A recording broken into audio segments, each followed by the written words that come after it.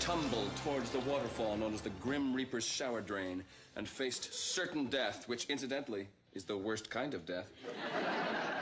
I fashioned my flimsy inner tube into a makeshift rubber band and slingshot myself to the shore. Wow, Uncle Larry. One day I want to be just like you. But, Lindsay, you're already a child. Mock me.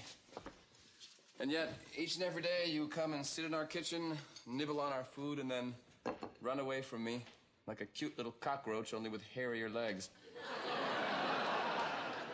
Admit it. You carry a torch for me. Only if you wore straw underwear.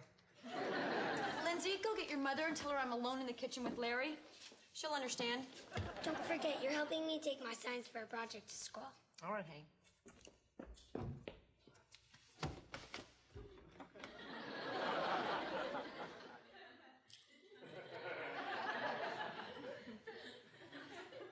My, you're hungry. Why don't you and I go to a tiny little place I know? Where? Your brain? Why don't you be a brave little explorer and go find me some cream cheese? Only if I can be your bagel. Okay. You know, if you married me, I'd give you the prettiest wedding, a country chapel, a low-cut strapless gown, and a horse-drawn carriage to drag you down the longest, bumpiest road I could find.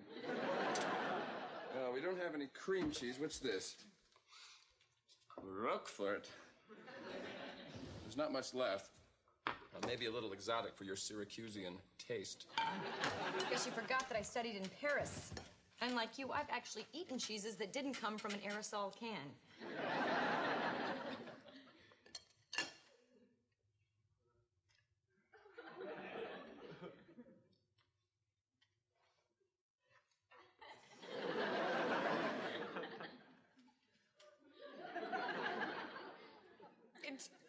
It takes a trained palate to appreciate this type of aged delicacy.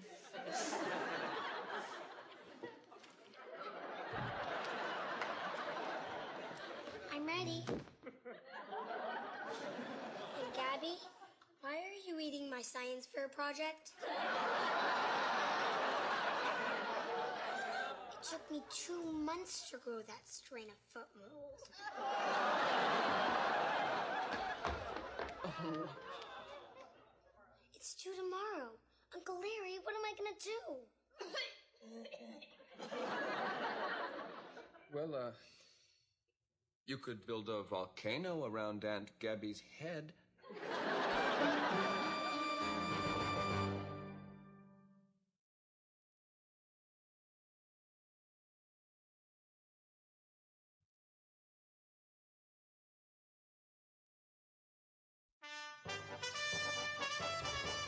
All right, we want mold. What have we got here? Hey, Eureka, I've struck avocado mold. Look, honey, ZZ Top. No? It's not enough. Can't believe she ate my science project. 2 months of hard work down the drain.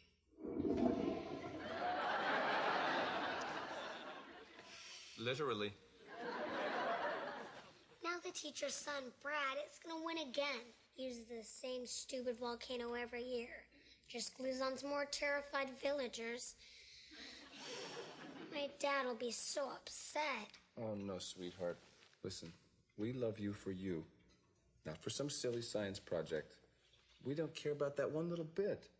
Oh, sweetheart, only 30 hours till science fair time. Or should I say science for rise time? Honey, we don't want to put any pressure on you. But if it so happens you win and the All-Britain School notes this on your application and you happen to get into the state's very finest private school, then go on to medical school on your way to developing a hugely successful Hollywood practice, sucking the fat out of movie stars, well, so be it. Save a pint of Cher for me. Oh, this is so exciting. You know, I won first prize at the science fair every year. It's a flat family tradition. Along with throwing like a girl and taking your mother to the prom? You know, I still have the trophy I won for my model of the human body. It had actual working parts. You must have been so jealous. To celebrate Lindsay's victory, we're throwing a party. And Grandma's coming to help us celebrate. Oh, great! We can enter her as a separate exhibit. What happens when you cross an ox with a Klingon? Larry, you know my mother never hurt a fly. She doesn't have to. She can swish him away with her tail. Am I right, Boyd? I'll go start the car. Where's Gabriella? She's having one of those woman's mornings. We're gonna go lay flowers at the tomb of the unknown spinster. Cheer her up. Just try not to annoy her. Come on, honey. Can't tell them I'm gonna fail in their whole world.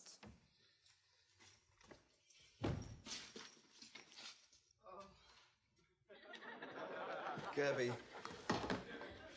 Gabby, you're weak. Let me carry you. Listen, we have got to go down to Lindsay's school and set her science teacher straight. Larry, put me down. What? I said put me down. Okay. I've seen bigger butts in ashtrays. Class, listen up. Don't forget the science fair. Tomorrow at 1600 hours. Brad, wear your best jacket for the winner's photo. Sure, Dad. Class, dismissed.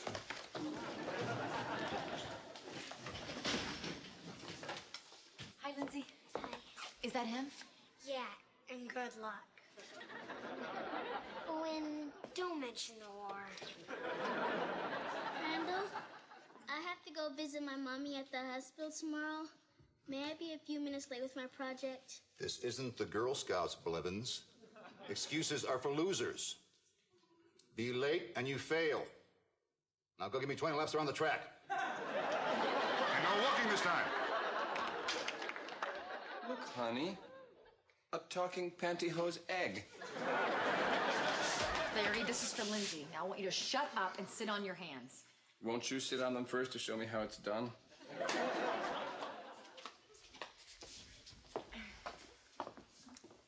Mr. Crandall, I'm Lindsay Flatt's aunt. The PTA meeting's down the hall, honey.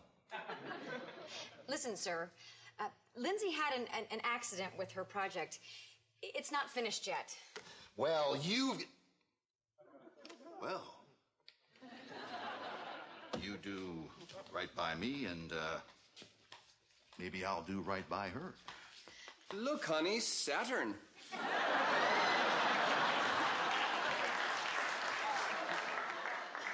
Sir, I don't want to alarm you, but I'm pretty sure you're not supposed to have a skull on the outside. Buddy, what do I look like to you? A large roll-on deodorant with arms? You'll have to excuse him. He put himself through college doing nerve gas experiments. Listen, Lindsay needs an extension for her project. You could grant her that. In fact, you could pop out of a lamp and grant her 3 wishes. You put chapstick on this thing in the winter? No way. She has it in on time or she fails. Well, then we'll just have to go over your head. Perhaps with a floor waxer. You and this bimbo know where I spent the last 20 years? In a road company of the King and I? All right, Gabby, come on over to the dark side. In the Marines. You know what I learned in the Marines? If you close your eyes in a rock pile, you disappear. Listen, it isn't over yet, Mr. Clean. If we have to, we'll go to the very top science fair judge. I'm glad to hear it. Because you're looking at him. Anything else? Yes, could I just scrape a little something from the inside of your ear? Ouch! Next about 12 women. Baldwin, Bill, I can't believe believe you dragged me and a child to a filthy bus station in the middle of the night. Bubblegum? That's it. I'm leaving. Now, wait a minute. We are doing this for little Lindsay. And what does little Lindsay need? Mold. She needs mold. And what is mold? It is a living organism that thrives in damp, unclean, filthy, disgusting, stomach-turning conditions. And since we don't have time to get Jerry Lewis's pocket comb, this bus station is the next best thing. Now, here's what I want you to do. Take this, and we're gonna get in those bathrooms and start scraping. I'd rather share a condo with Ike Turner.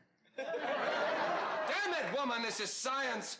Was Pasteur queasy when he discovered pasteurization? Was Lister queasy when he discovered Listerine? Smallpox vaccine was discovered behind a cow.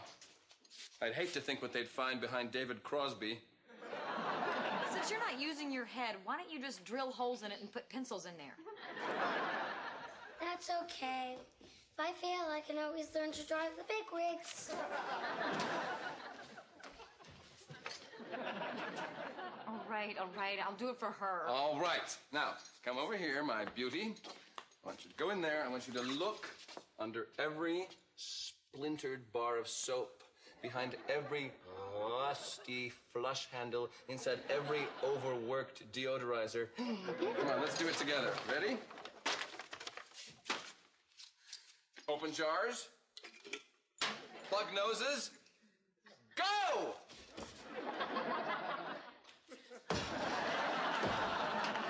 Want some really old raisins? They were grapes when they loaded this machine.